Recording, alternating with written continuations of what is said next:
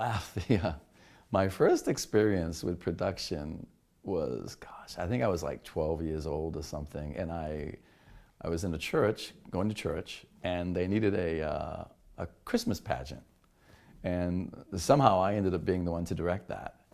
And I enjoyed it, and I remember it was a lot of work. And then I remember being so disappointing because all the work I put into it culminated with like 5 minutes of production time.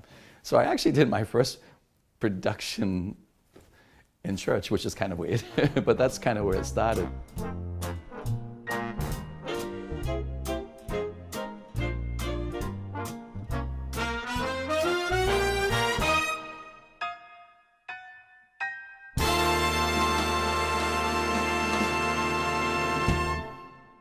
I'm Nikki Clark, Executive Director at the Capitol Center for the Arts, and I nominated Steve Martin for Most Fascinating Person because he is one of the Capitol Center's biggest unknown heroes. He is the guy who works behind the scenes, who's here at 5 a.m. in the morning to open the building. He's often the person who's here at 2:30 in the morning to close the building. He is somebody that we could not live without, and I just thought it was time to have him recognized. My full name is Stephen Dooley Martin, and my title is Director of Production and Facilities.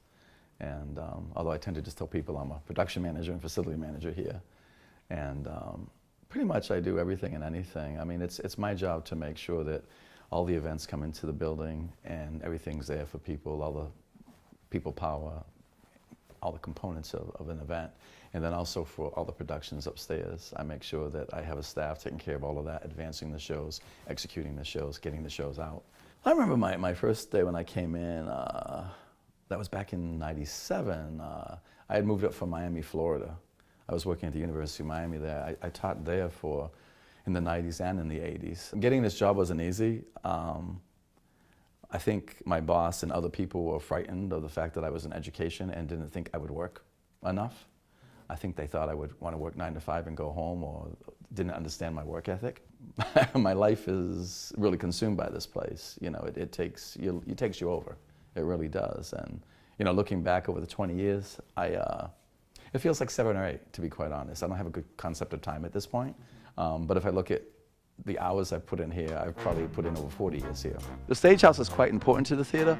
I mean, we store our lights up here, all of the scenery, all of the draperies. When you go to shows and you see drops flying in and out, they're going up into the flyloft area. This is a counterweight system, which is the means of getting pipes and scenery, etc., in and out.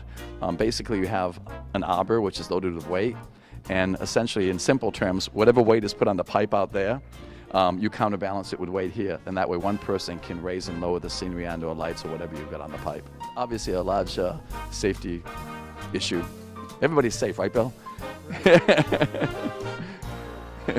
I typically don't watch shows. I check on them. I'm usually too busy. Like last night, for example, Jersey Boys, I saw none of it.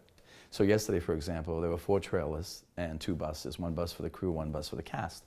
And we had a crew of approximately 50 people. So yesterday at 7 o'clock, you know, that's when the day began for everyone. And basically we had 4 trailers out there having to offload in the street. And then because there's so much and we have so little space, they need to sort through a lot of that and figure out what can they actually get into the building. You see these double doors right here? Everything has to fit through those doors, and then you have these beams in the way, and then you have this beam, and then you have these doors. And this is our loading dock area. And down below here, there's a 5x9 lift. And essentially what happens is a tractor trailer will back into the lift or unload onto the lift, then bring the lift up to this level, then have to take everything off the lift and through this hallway to the stage. I mean, sometimes I'm working on the next day. Yesterday, actually, once everything was up and running, financially, we have to do a settlement.